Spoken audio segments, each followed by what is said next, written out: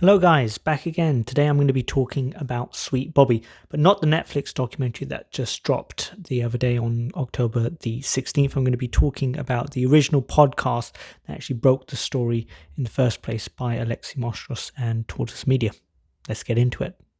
So recently I've been trying to cut down on my YouTube usage. Turns out I was doing something like up to 30 hours of YouTube in a week, which is a lot of hours. So I decided that I was going to start replacing that with something else, and I ended up using a lot of the BBC Sounds app. And one of the things that was recommended to me was Sweet Bobby. Now, I didn't have any idea what this was. I read a brief description, but it mentioned that it was something about catfishing. Now, I'm incredibly interested by these stories. There are lots of different kinds of catfishing scams, romance scams, people thinking that they're being contacted by celebrities. I remember seeing one video on YouTube where a elderly woman thought that Keanu Reeves was giving her a call and asking her to buy gift cards so that he could call his mother. It didn't really make any sense, but it really says something about the kind of psychology of these things and how they work and how people end up getting sucked into them. Now, if I remember correctly, they said that the Netflix documentary was created by the same people who did the Tinder Swindler. Though, as I said, I don't really want to talk too much about the Netflix documentary. That's going to be in another video that I'm going to make soon. So let's start with this one. So the story begins with Kirat, and she's, kind of typical Punjabi Sikh girl. She's got a radio show, Desi Radio, that she works on, and she's got a good radio voice, and she's doing that, and she seems sort of happy, bubbly, outgoing, quite responsible. She mentions that she and another friend are usually the ones that end up taking care of people, whenever people are out on a night and perhaps they're intoxicated. She's making sure that everyone's okay and making sure that everyone gets home as well. So, with a documentary or podcast like this, it's going to start a little bit ominous. That's kind of the tone that they're going for here.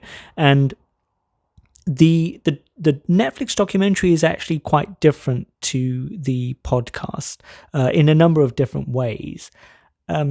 By necessity, it actually wasn't the documentary that I thought they were gonna make. But before even watching the documentary, the first thing that I noticed was that the documentary on Netflix is an hour and 22 minutes, and the podcast comes to about 4 hours.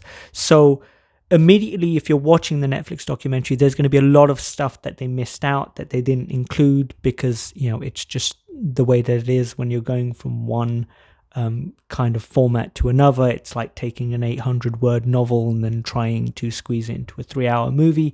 There's going to be a lot that you're going to have to cut. So the podcast opens, and from the words sort of go, Gareth is getting these messages from, at first it's JJ. So JJ is the brother of a guy by the name of Bobby, of course we'll get to, but JJ is dating Simran, and Simran is Gareth's cousin. And the message says something like, hey, I know that Simran looks up to you like an older sister, and they apparently just broken up, Simran and JJ, and I'm hoping that you can help me win her back. And so the message itself is, I guess, fairly innocuous, but sort of having an idea of what this podcast is about, we know that this is the beginning of something. Now, the next thing that happens is that JJ very suddenly dies. And he dies from apparently an allergic reaction, something like that. It's not very clear exactly what's happened. And then it's not too long after that Gareth ends up getting a message from Bobby, who is the older brother of JJ. So I can't remember what the contents of that message exactly was, but this is really the kind of the first contact between Gareth and this online Bobby guy. So the first episode of the podcast is actually called Sliding Doors, and the name is derived from a movie in the 90s starring Gwyneth Paltrow, about a woman who ends up, I think, missing a train. And because she missed that train in one part of the story, she doesn't find out that her boyfriend is cheating. But in another part of the story, she ends up catching that train and finding out that her boyfriend is cheating. So the whole kind of story is about what would have happened if she'd caught that train or not caught that train, and how one small little event can end up changing your entire life. And the sliding doors moment in the podcast, of course, is that Gerrit is with, I think it's a friend, perhaps a cousin, but her and a bunch of people are out in Brighton doing a hen do in a club. So, Gerrit and somebody else are sort of the responsible ones taking care of everyone, and everyone else, of course, is, I'm guessing, a little bit merry, a little bit intoxicated, a little bit drunk. Gerrit, at this point in the podcast, by the way, has been chatting back and forth with Bobby. Of course, Bobby, has been needing perhaps a little bit of support because, his younger brother apparently just died of this random allergic reaction, and they've been just talking a little bit. I think he's meant to be married at this point, and I think Gerrit herself was in a sort of an on-again, off-again relationship. So at least at this point in the podcast, they're kind of saying, well, there's nothing sort of going on. It's quite platonic, but the sense I get from Gerrit is that she seems to be a sort of a quite empathetic person, quite a caring person. And they mention this, that she's the kind of person that if you reach out to her and you're in need of help, she's the kind of person that's going to help you out. So going back to this night out in Brighton, what ends up happening is that she's out with her, I guess, some family and perhaps some friends for this hen do, and she sees Bobby.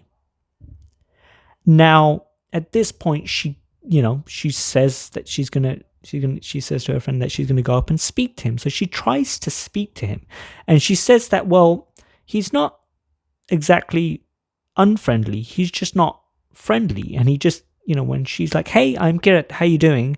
And he says, I don't remember. I don't he doesn't understand who it is that she's talking about. And this is the sliding doors moment, because at this point, if Gerrit had sort of pushed a little bit and maybe pulled him to one side, I mean, it's loud, it's in a club, she's trying to be polite, she doesn't want to embarrass him, perhaps he's just a little bit drunk, but she doesn't push him. But had she pushed him at this point, it would have begun a conversation about, well, who is it exactly that I'm talking to online? And she might very well have, figured it out and not have had to go through the next, I think, 8 years. Because this happens in something like 2010, 2011. And this whole thing with Sweet Bobby goes on for like 8 years. It takes up, not quite a decade, but closing in on a decade of this woman's life. Now, I do have a really bad habit of not being able to switch off when I'm watching a movie or a TV show or anything like that, which usually means that I'm trying to figure out what's going to happen next. And not to blow my own trumpet a little bit, but I think within the first 20 minutes or something, not too long after Simran was mentioned, I did think, it's Simran. It has to be Simran. I don't know who else it's going to be. I know she doesn't fit the profile. She's like 17. She's Gerrit's cousin. But like, that was my first thought, is it's going to be Simran. She's Bobby. And of course, we find this out 4 or 5 episodes later that it is. One of the differences between the podcast and the documentary is that in the first episode of the podcast, which is 6 episodes, and if you're in the UK, you can go and find it on the BBC Sounds app. You can probably find it on other places as well. It seemed obvious to me that the only real world link between these online people that Gerrit was talking to is Simran. It's not anyone else, as far as I know. I thought maybe at one point it was JJ, if JJ exists. But Simran is somebody that she's met, somebody she knows, and it's somebody that would know the wider kind of Punjabi Sikh community that she's in. So I thought it was Simran pretty much from the word go. And when it turns out to be Simran in episode sort of 4 or 5 of the podcast, I wasn't particularly surprised, though. I can't imagine I was the only one that clocked that. Now, as I said, I think these scams are actually these kind of catfishing incidents with people are very interesting. In most cases, people are looking for money or something else from this individual. And in this case, there's not too much talk about anything like money. So, what is it that this person that's having this conversation with Garrett and has been doing this for as long as they have, what is it that they're looking for? And my first thought is, it's got to be power. It's just about power. What else is it? Is it about? Is it about sex? Well, they don't talk too much about that in the podcast. I think for understandable reasons, coming from a Punjabi Sikh community, those are socially conservative communities that are, that are not going to be too open about talking about that kind of thing. And that's Garrett's own choice. That's understandable. There was a moment in the podcast where, one of the things that Garrett found convincing about this online Bobby guy is that she said, well, we would be looking for clothes for Bobby's son, and we would choose them together, and then he would send me pictures of his son wearing these clothes. And I thought, you weren't choosing those clothes together. He was choosing those clothes, and then he had somehow convinced you that you were choosing those clothes together, and that's really not the case. But at this point, a few years in, there's a number of things that have happened. Bobby apparently was shot in Kenya, and then Bobby at some point was killed. He dies in hospital. And Lexi Mostrous, the journalist who did the podcast, kind of says, well, if you're trying to catfish somebody, you're trying to scam somebody, why would you kill off the main character that's doing all of this? And of course, a bizarre thing happens, which is that, well, Bobby ends up coming back to life, and Bobby is in witness protection. And I think, I have to kind of catch myself with this kind of stuff. If I start hearing things like witness protection and things like that, those alarm bells should be ringing. This is like a story that somebody has invented. But I think in the case of Garrett, I think given that this was something that took place over years, like this is like 2-3 years into them chatting at that point, it's kind of understandable that in this slow burn sort of online relationship that she's gonna end up sort of ensconced in this. I'm very interested in this. It's very similar to sort of cults or abusive relationships or all this kind of thing, catfishing.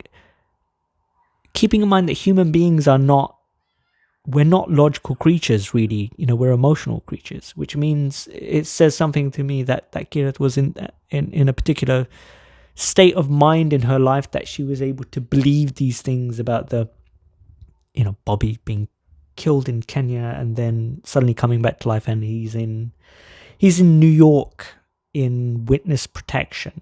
Now,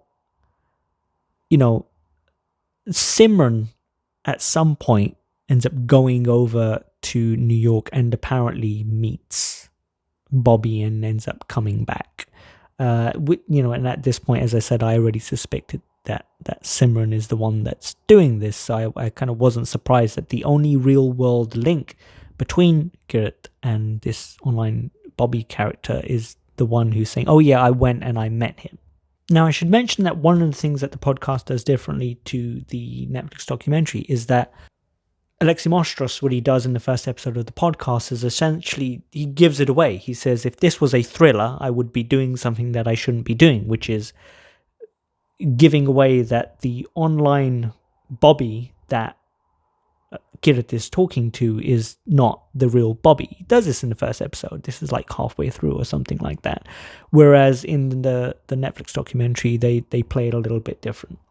So at some point, Alexi says, hey, we need to talk about the other person, sort of big character in this story.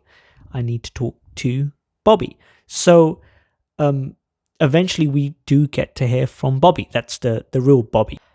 And of course, Lexi asks him certain things like, hey, have you ever been in hospital for an extended amount of time? Have you ever been in a relationship with Garrett? Have you ever been in witness protection? And of course, he says no to all of them. Anyway, jumping forward a little bit now. So don't forget that Garrett first got a message from Bobby back in 2010. I think when she was 29. And fast forward to 2018, and Bobby is now, online Bobby that is now apparently coming to London. Of course, the question you have to ask is, well, how is Simran in this case? And it's not revealed to be Simran at this point in the podcast just yet. But how is this person that's playing Bobby going to play this off? And of course, what happens is that this online Bobby ends up going apparently to a nice hotel, but now says that he's not prepared to meet Kirit. Now, they've been in a relationship at this point online for 3 years, since 2015.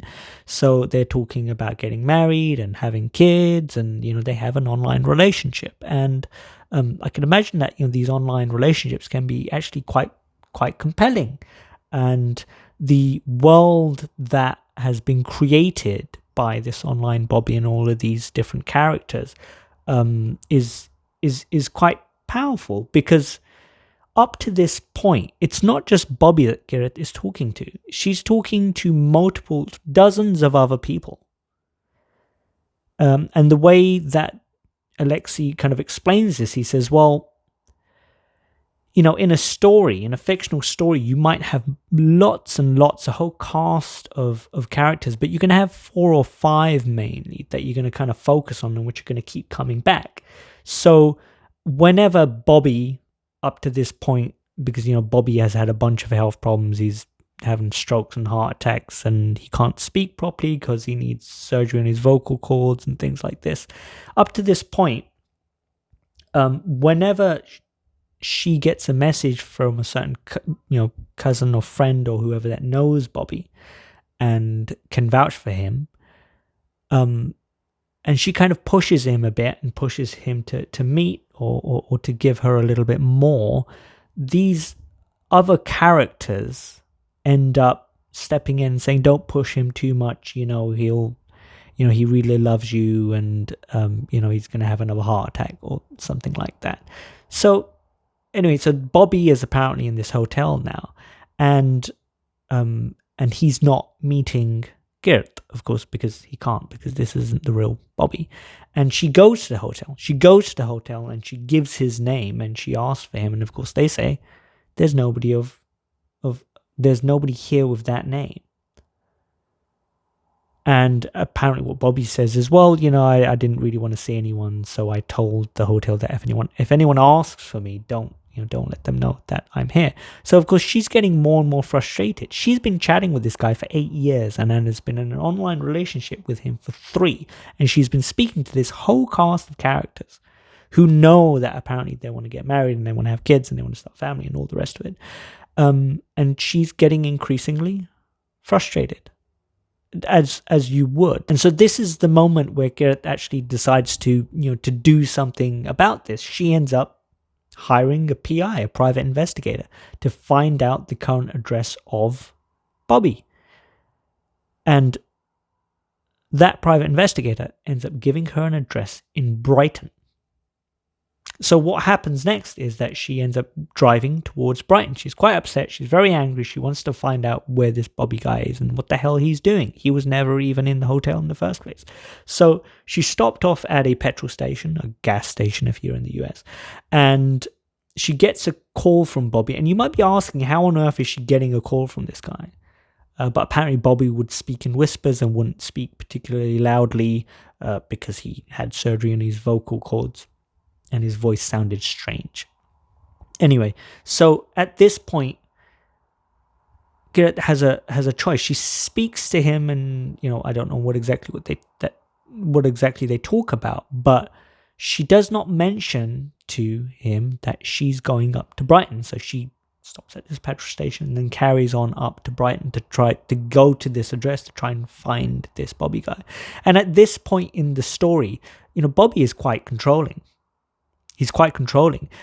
Garrett says that she wouldn't hug friends because she was kind of saving herself for Bobby. She felt guilty whenever she went out. Bobby would get quite controlling and would, threaten to go and, date the nurse that was looking after him and a whole bunch of other stuff. It gets quite dark and quite sad, actually. But so you can understand the frustration that she's going through. But she continues on her journey up to Brighton, and of course we're kind of coming to crunch time now.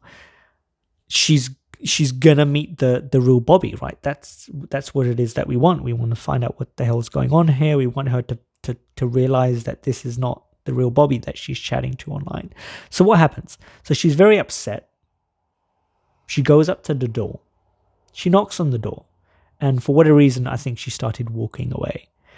And the cool thing at this point is the story kind of switches to the perspective of Bobby. That's the real Bobby who is at that address. And he says, well, I was at home with my son, who's a baby, and my wife, and there's a knock at the door.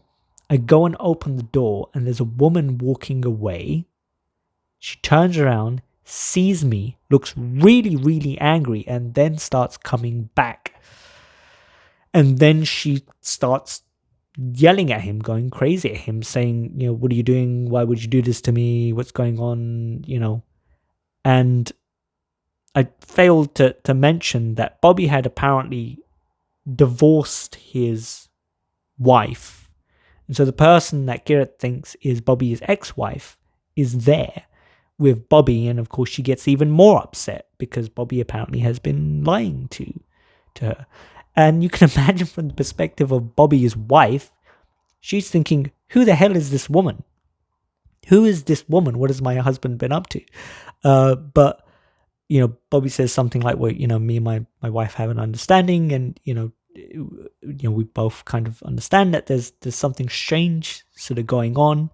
So Garrett's, she's lost it. She's angry. She's upset. This is 8 years of her life now, and she says apparently, I've been speaking to Simran, and Bobby says, Simran, do you mean Simran Bogle? That's the only Simran that I know. And so Garrett ends up calling Simran and ends up handing the phone to Bobby, because Bobby's like, give me the phone. I want to understand what's going on here.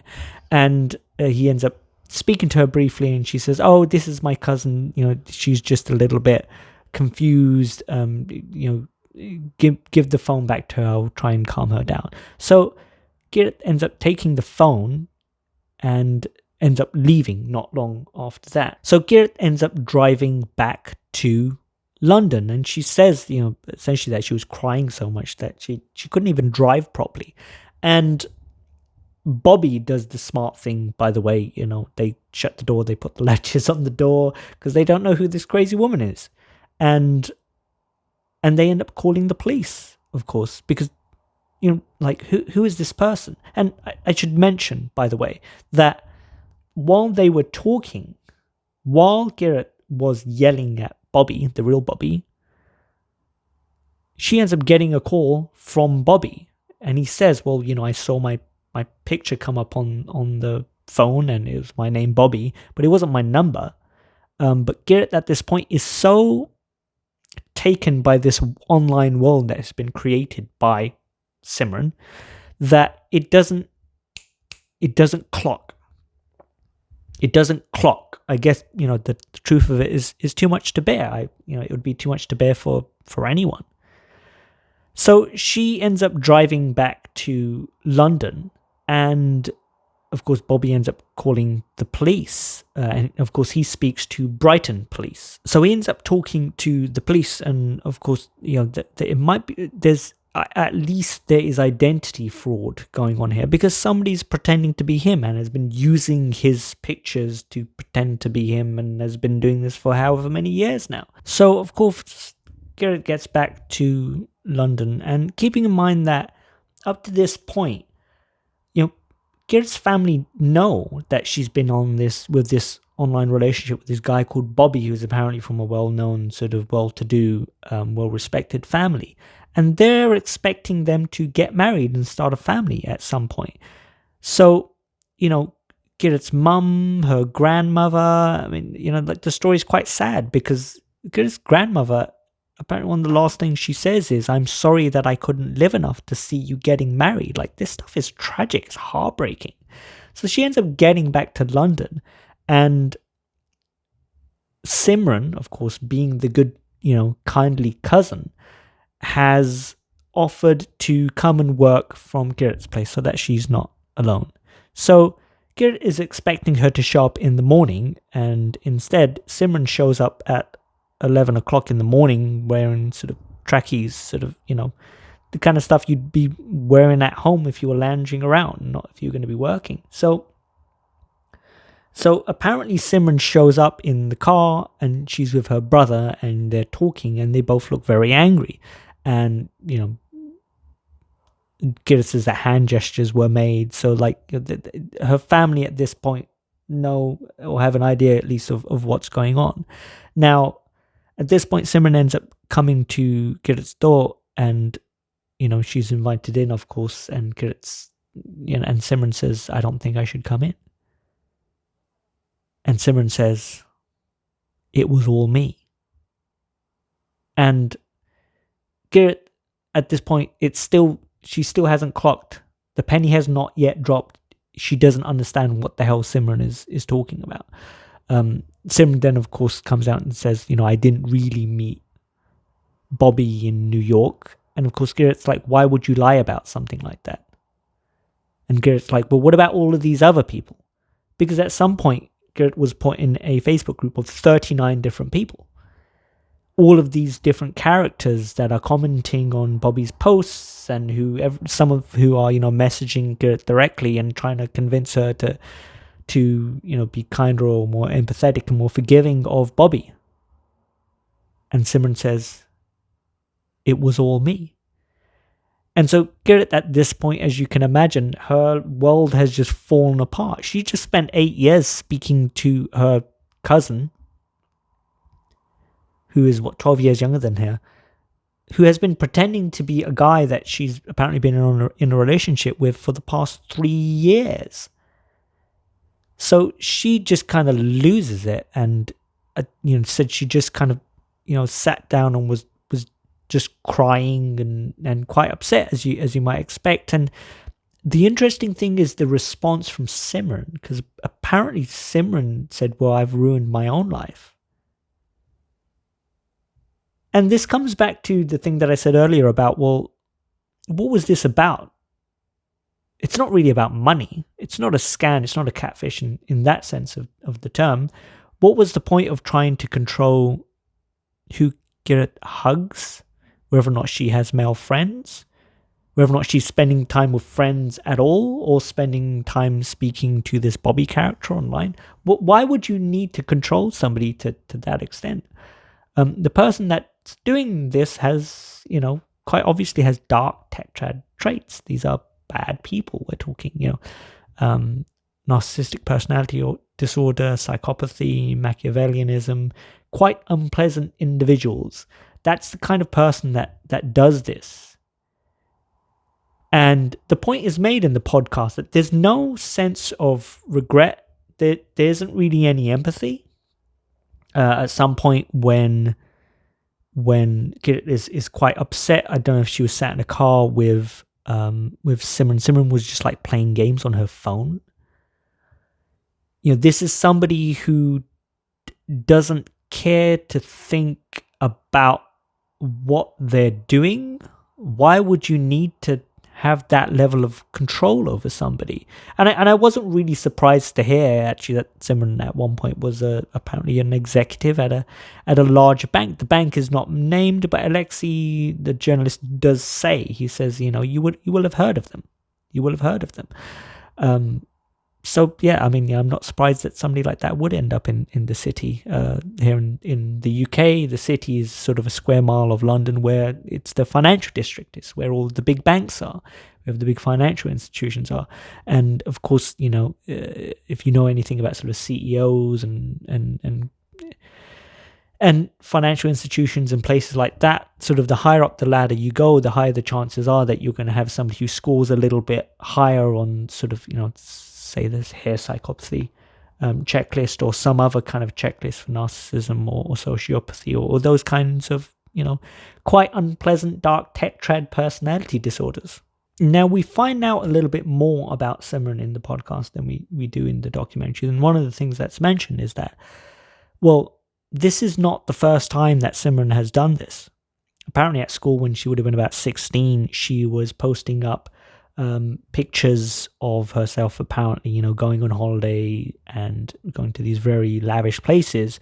And there would be a bunch of people that would post on those pictures, post comments, and talk about how great it was. And somehow, a few people at school ended up finding this out. And she was apparently just really shocked that people could figure out that she was making up fake accounts to try and make herself look good. There was also the case with JJ. So JJ, by the way, I forgot to mention, is a real person. Bobby does have a brother called JJ. And of course, the JJ that had messaged Kirat at the beginning of the podcast, that's not the real JJ. And, there was apparently a story where JJ, and this is Bobby telling this story, that JJ was told by apparently a doctor or somebody online, being a doctor, that Simran was in hospital after a hit and run and was on death's door and it was basically about to die. And I think it was Bobby's wife or somebody saw a picture of Simran apparently skydiving on Facebook. And, you can't be skydiving after you're in a hit and run and you nearly died. So, Simran had already been doing this. It seems like she'd already been playing with these sort of online characters and trying to make herself look good at school by the time it even got to Kirat. And it really says something about that. You think about all of these scams to create these different accounts and all the rest of it. You'd have to sink a lot of time into this. Just so you can create a kind of false online world where you can control people and you can get them to do things in the real world. It's crazy. So at this point in the podcast, it kind of changes, and actually it's quite well done. Alexei Moshras kind of says, well, up to this point, I've been telling you a story about what had happened. But now I, as a journalist, I want to get to the bottom of this. I want to find out, well, why. We know that Simran did it. She confessed to a couple of different people. But why did she do it? Why would she do something like this? And of course, there's also a sense of kind of justice, because Simran, of course, has never been convicted of anything. Has never been found guilty in a court of law in anything. And so what happens is we kind of go back in a way to the beginning of the podcast, because the beginning of the podcast was Alexei meeting some source somewhere in central London during a meal on a topic that is completely unrelated to this. And then at the end of this meeting, as they're having coffee, I think, the source ends up handing a document to Alexei and says, "This is the craziest story I've ever heard." And so we find out who that guy is. And this apparently turns out to be, I think, a proprietor of a restaurant in Kensington, a very fancy very expensive part of London, and an Indian restaurant, the Punjab, that's been around since the 1950s. Going back to how this guy met Kirat, well, what happened is that the restaurant was going to be featured on a sort of a small desi channel. They were going to do a profile on it because that's what Kirat was doing for her job. And he said that she just looked like a bit sad, something like that. He said that he could tell that there was something that was sort of bothering her, and he asked her about it. And it sounds like she said something like, there was, there might be a court case coming on, there's kind of some legal trouble and stuff like that, but she didn't, from what I could tell, she didn't say too much. So Kirat and this guy from this Indian restaurant end up meeting, and she ends up telling him the whole story. And of course, she's also trying to build a case. She's trying to get all the messages and the photos and the profiles and the rest of it, and she's trying to document them, and she's giving him this stuff. And lo and behold, this guy from the Indian restaurant that she's talking to happens to be a pro bono lawyer. That is to say, he is a lawyer that does not take fees and helps people who can't pay. What are the chances? And all it took was him just kind of seeing that she was maybe a little bit upset and then asking her what it was about. So at this point, you've got this pro bono lawyer, and he wants to chase up the cops, find out what's going on. Apparently, Garrett was going to meet the police again to try and find out, because nothing had really happened. Nothing had really happened. The last time they met Garrett, the implication was that maybe she's a bit crazy. Is this, they couldn't, something they're not getting about the seriousness of this crime. They think, well, it's a bit mean, but it's not necessarily something that's against the law. And so there's going to be a meeting with Garrett and this guy who's now her lawyer, and the police. And apparently, once the police found out that there was a lawyer present, they didn't want to see her. And the last time she had spoken to the police, apparently, they said that the next thing was for Simran to be interviewed, and Simran has never been interviewed by the police on this particular subject matter. But there is a point where, Alexei Mostras, of course, he's going and he's speaking to different sort of experts and criminologists and psychologists to try and sort of understand why somebody might want to do this. And if I remember correctly, the dark tetrad, I think, is mentioned. And is it, of course, a kind of a 17-year-old when it first started. Of course, 8 years had passed by that point. A 17-year-old is not usually the kind of 17-year-old girl is not the profile that you would expect for something like this. But Alexei at this point starts trying to chase up Simran. He actually gets her on the phone at one point, and and says some very serious allegations have been made by Garrett, and the phone goes dead, of course. And he says that he was recording an advert for the podcast in the studio. And what happens is he gets a call sort of half an hour after this initial call with Simran. And he ends up leaving the studio, and then his producer is kind of like trying to wave him to get him back in the studio, because the call is from from Simran's lawyer. And of course the lawyer, Simran's now going through the lawyers. This is now getting quite serious. And of course, well, being an executive at a well-known financial institution means that you can pay for pretty good lawyers. So where does this all kind of end? Where does it end? Garrett has been through this for sort of 8 years at this point, and of course now she's got this random lawyer who decided to help her, who handed this to Alexei Mostras, who's now making this podcast. And the podcast came out in 2021. Like, it's a few years old now. And I remember getting about halfway through it and thinking, I wonder if Netflix would ever make a series on this. Like, it would actually make a pretty good series. I was, it turns out once I Googled it that, they were making a documentary on it. And by the end of the podcast, Garrett has received an apology letter from Simran that can only be shown to 30 people that must be named. This is all going through the lawyers, and she's paid a certain settlement. And all of the people that read the letter, including Garrett herself, are not allowed to talk about the contents of that letter. So, and it's quite sad. It's one of those moments where apparently Garrett was told, well, this is basically the best you're going to get. You're going to get an apology, and then you're going to get, maybe a bit of money, but you can't talk about what's in that apology or what was said. And there's a little bit about, Alexei trying to speak to Garrett's dad, and like it's quite heartbreaking. It's quite heartbreaking. It sounds like sort of what ended up happening is that Simran's family sort of go to try and defend Simran, and of course we don't know exactly what was said about by Simran to them about what had actually happened. It's within her interest to downplay what had happened, really, right? And of course, given the kinds of socially conservative communities that you get, Punjabi Sikh, they're going to, you might find that they're going to end up trying to sort of look after their own daughter. Unfortunately, that's the way it kind of plays out. And Garrett doesn't really get any justice at all, not in the real sense. There's a question about, whether Simran has paid any kind of price at all, besides the sort of small settlement or whatever the settlement was. We don't know.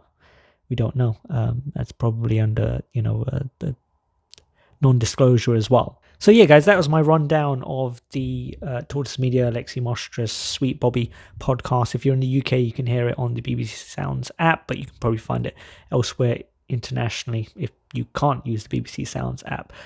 So yeah, I mean, did you guys listen to the podcast? What did you think? Did you think that the podcast was superior to the documentary? I think that the podcast would be, but that's because it's 4 hours and I got a lot more information. And so there was a bunch of stuff that was in the podcast that was not in the Netflix documentary. But what were your thoughts when you were listening to it? What are your thoughts on this story? Do you think that, what might come of this? Will there be anything that might look like or approach justice? The police have reopened the case, apparently, after dropping of the Netflix documentary. So what do you think could change, if anything? Where does that leave us? Let us know what you think. Leave a comment, like, subscribe, all the rest of the stuff, guys. And I will see you next time. Goodbye.